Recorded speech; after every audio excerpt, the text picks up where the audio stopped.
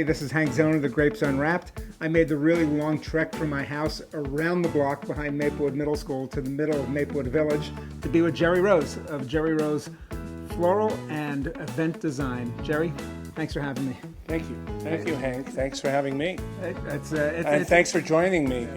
I've lived here 25 years, and when I moved to this town, Jerry's establishment was already here. And since then, you're even more greatly established all around, not just the metropolitan area, but your renown goes beyond that, doesn't it? Thank you. Yes, Don't be humble. It does. It does. It actually does. Yeah.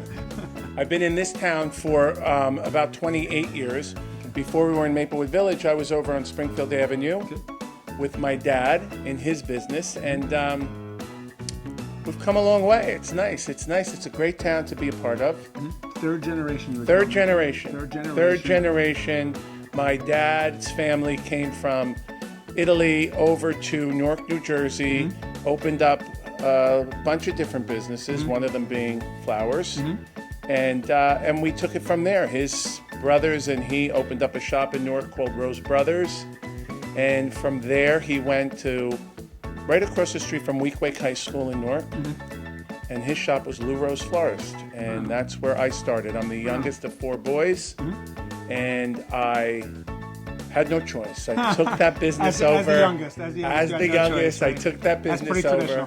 I was the only one as a teenager growing up that really didn't have to work in the flower shop. My brothers all did that work, but for somehow, some way, they all took off before your father took off. They're all dentists and doctors now, and I'm in the business. So they must have really nice floral designs in their offices, I would imagine. But luckily, they're based in Philadelphia. But we do run a truck there from time to time. The work I'm the proudest of, Hank, is the charity work that we do.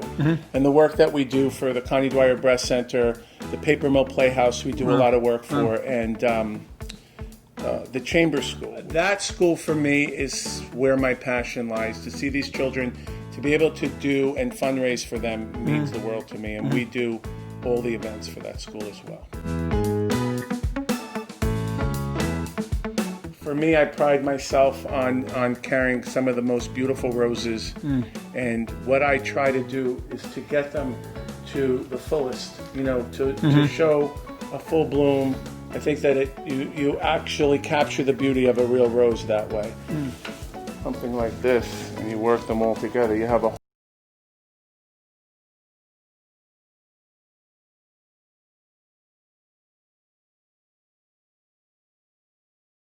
We're going to be talking about shortly. I know you really want to have a sip. Have a sip. I always bring conversation around to is wine. That's what I do for a living, is work within the wine business.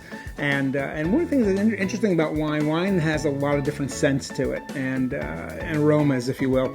And what most people don't understand is some wines, and some really good wines, have floral scents to them.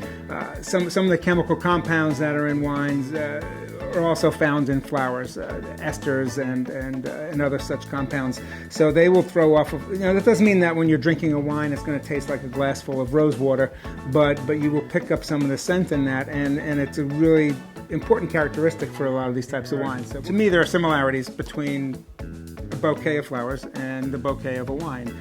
When you put a bouquet together, as you were showing us when you were just kind of trying to match up those different wines there, what you're trying to achieve is a balance. Same with bouquet. Now, bouquet is not the initial scent that you get from a wine. That's your aroma or your scent.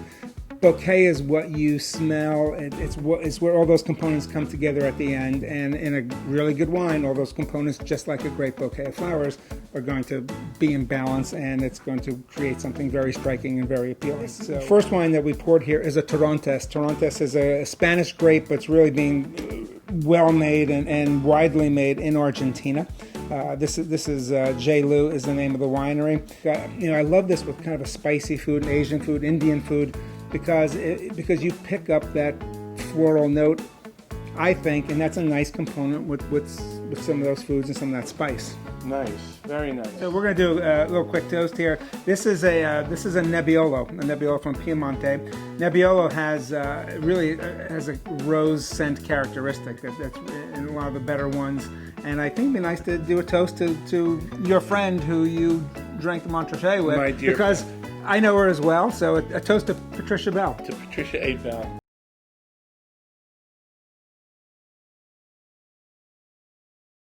Yeah, there are floral designs on a lot of labels. It's marketing in many respects, and sometimes really, really good marketing, because when you're in a store, studies show you've got no more than 3 seconds.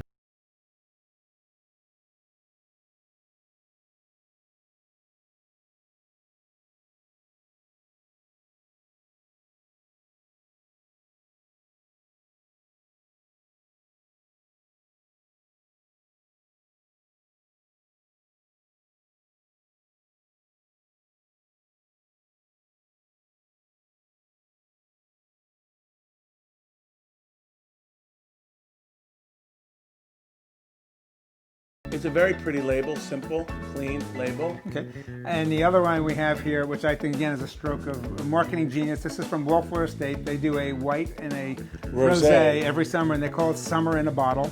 And this is a little more.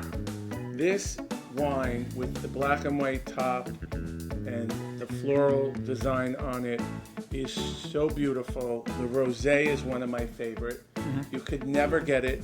Right. It's never in stock. They blow through it quickly. The white, the look at a party with these on the bar is stunning. Yeah. It's just beautiful. Yeah. I appreciate you having me in here on my long trek around the corner from my house to. I hope we didn't inconvenience you. I ran into a little traffic. Took me about 15 seconds for me to get here. But it was great actually talking flowers and wine and You too, Mike. life history with you. Yeah, it's great. So thanks, Jerry. Appreciate it. Good to see you. This is Hank Zona, the Grapes Unwrapped. Once again, salud.